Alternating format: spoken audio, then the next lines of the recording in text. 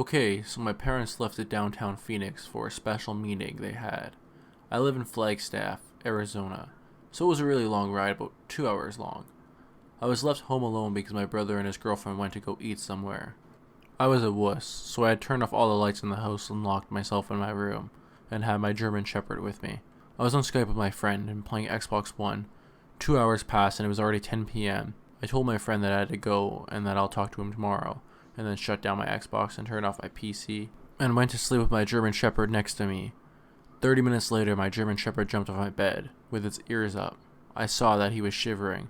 I heard my front door open, and at first I thought it was my mom and dad, but they usually go through my garage door. After, I assumed it was my brother and his girlfriend.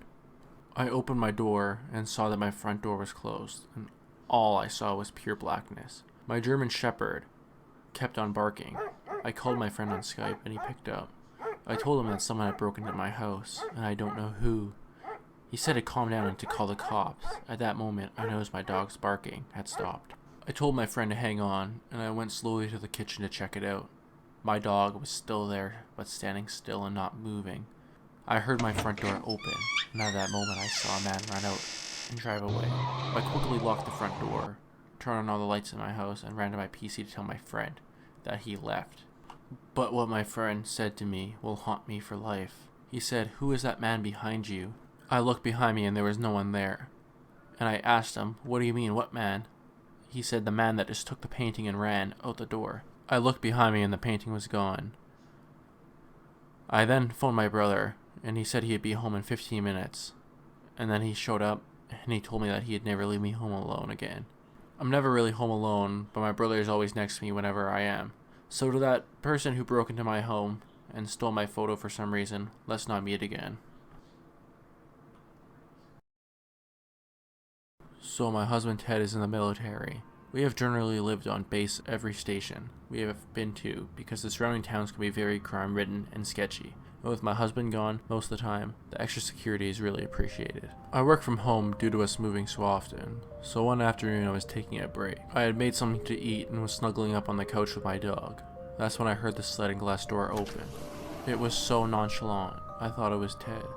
I saw my cat run from the kitchen and a shadow standing near the door entering it. I thought maybe he had come back for something, so I called out for him and was like, "What are you doing home? Did you forget something?" I got no answer. This is where I just got an eerie feeling. After I asked what he was doing here, I saw the shadow move and heard the click of the sliding door lock. From there, he walked to the laundry room and shut the door. I still had received no response, so I'm sitting on the couch scared out of my mind. I call my husband hoping to hear his phone in the laundry room. I don't hear a ring, but he answers. I asked him why he came home and he didn't answer me. All he says is, "That wasn't me. Grab the dog and get in your car." I freak. After getting off the phone with Ted, I grabbed the dog and ran to my car. From there, I called the military police. Waiting for them was probably the longest 20 minutes of my life. When they got there, they cleared the house and found no one. They asked me to make a statement, and they even were baffled that someone would try this on. We still live here. I am so scared he will come back.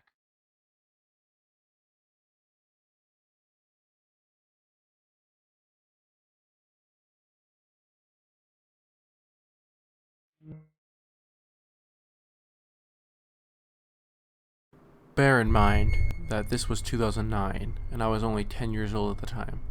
Me and my mother and stepdad lived in a small town in Sweden, in a pretty big house. If you were upstairs, you could still hear talking down at the kitchen, so it wasn't that isolated.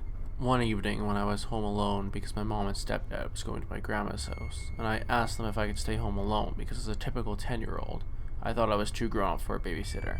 After about an hour of nagging, she gave up and told me I could stay home alone, only if I kept the door locked and never opened to anyone.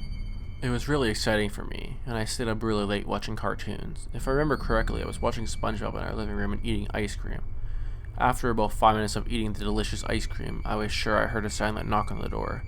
I didn't think much of it and continued watching the show. Another 5 minutes passed and I heard the knocking again, but this time it was much louder. I was frozen in fear and waited for the knocking to stop. After about 30 seconds, the knocking stopped, and the only sound was the TV. I called my mom and she said that she'll be home in 20 minutes and she told me to go to my room and lock my door. I went into my room without turning the TV sound off, so it was pretty loud. I sat in my room, and after 2 minutes I heard somebody not knocking, but banging really loud at the door. I was frozen in fear once again. After about 3 minutes I could hear the door lock turn, and somebody walking in. The person was inside my house. I was home alone. I sat there in my quiet room, and then the TV turned off. The footsteps were louder, and I felt like it was coming towards my room. After a couple of seconds, the steps stopped, and I could hear it knocking on my bedroom door. And an old man said, "Let me in. I have something for you." I started screaming and crying for my mother, and the man started to shake the door handle. After 2 minutes, I heard a car outside, so I looked out the window. It was my mom. I opened the window and screamed for help, and said that there's a man in my home. My stepdad quickly ran to the shed to get his axe and ran up the stairs. The man quickly ran out the back door, and my stepdad ran after him into the streets. My mom called the police, and my stepdad calmed me down when he got back. This is an experience I'll never forget.